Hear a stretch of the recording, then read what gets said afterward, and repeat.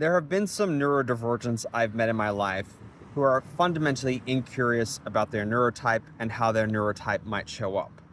And I know this is not a neurodivergent exclusive trait. There are a lot of neurotypicals who are fundamentally incurious about their assumptions or how they show up in the world.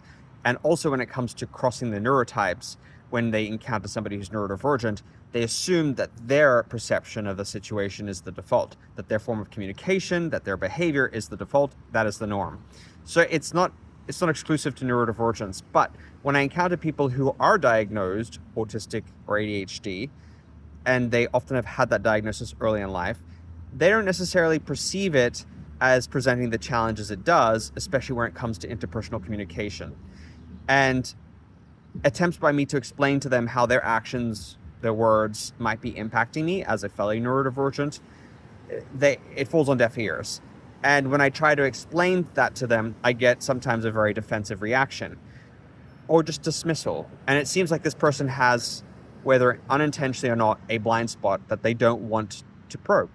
And I imagine that for many neurodivergents, they have faced this accusation, what is perceived to be an accusation or attack about the way that they act or communicate from many neurotypicals. And so there's a natural desire to lock it down, to be defensive, or to just shut down any kind of communication about that because it's perceived universally as an attack, even when it might not necessarily be. It might just be me trying to mend a divide, broach a concern, ask for what I need in the relationship, which I think is normal and healthy in any relationship. You should be able to have these conversations without it being shut down.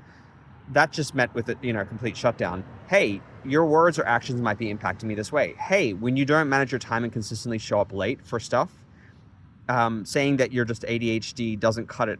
You can't use it as an excuse. It can be an explanation, but at some point you have to assume responsibility. I'm also autistic and ADHD, and I still show up on time. I still hold myself to account and be considerate of other people and their needs. And that's the distinction. When I see people who are neurodivergent not doing that and being defensive or dismissive, to me, I just think, well, you've stopped growing. You have a very fixed mindset. What about a growth mindset? What about the perception that perhaps you can change and improve? We all can. I understand it's hard to kind of take a growth mindset when you feel often that you're attacked for how you fundamentally are. So you want to be very defensive and hunker down and not be receptive to constructive feedback. But at the end of the day, if that's where you choose to stop growing, you stagnate as a person and it will impair your personal relationships.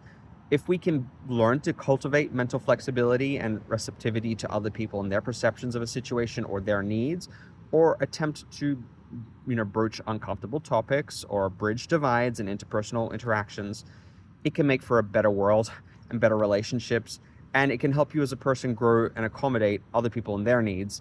And I think the real risk of not doing that is that you become withdrawn, isolated, very knee-jerk reaction to criticism, which is easy when you have rejection sensitive dysphoria, which many of us do. And you're not willing to take in any new information, so you're not willing to grow as a person, so you're stuck. And I think for our success in interpersonal relationships in the wider world, we do need to have a growth mindset, particularly when we're confronted with ableism and neurotypical mindsets being treated as the norm. We're going to face situations in which reflection, adaptation, flexibility are necessary. Until neurotypicals stop setting themselves as the default and start perceiving a spectrum of different neurotypes, and accommodating for that and making adjustments in their expectations, the onus often is on us. And I don't necessarily agree with this, but the onus is often on us to be flexible, to adapt. And I think it makes us consummate survivors, but it also adds a mental health and emotional toll or burden on us because we have to do all the work. The expectation is that we are the ones who are always going to have to do the work. So I don't believe that should be the case, but that is the norm for now, right? I don't think there's any harm in being flexible or adaptive. I think it's a great human trait, regardless of your neurotype, to adopt and to lean into. I'm wondering, have you encountered this kind of rigidity in yourself or in fellow neurodivergents?